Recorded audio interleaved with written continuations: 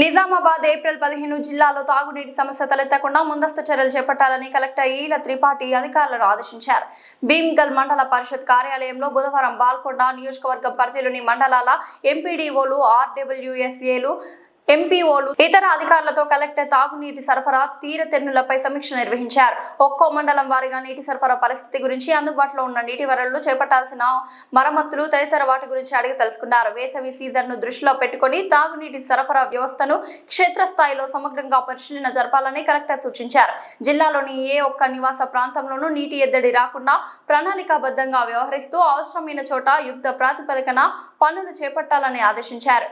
పనులు చేపట్టడానికి ముందు స్థానిక ప్రజాప్రతినిధులను సంప్రదించాలని సూచించారు. ఆయా గ్రామాల వారీగా నీటి సరఫరా పరిస్థితిని నిరంతరం సమీక్షించాలని, చేతి పంపులు, బోరు బావులకు అవసరమైన చోట తక్షణమే మరమ్మతులు జరిపించాలని, చేతి పంపులకు ఫ్లషింగ్ చేయించాలని అన్నారు.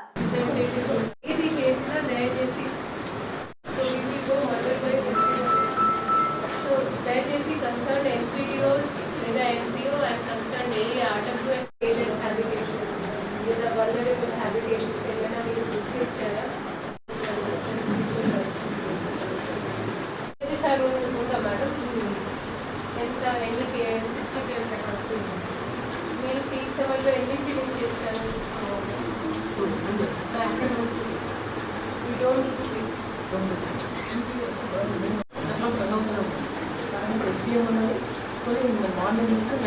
ఏ టైం సరఫరా ఇస్తున్నాము ముందే చెప్పాలి. ఏదైనా రిపేర్స్ ఉంటే ఇది నాట్ జస్ట్ ఫర్ భూంగర్, ఏదైనా మీది రిపేర్ ఉంటే మేడం ముందే హెచ్చరించాలి. That so and so duration we're cutting the supply.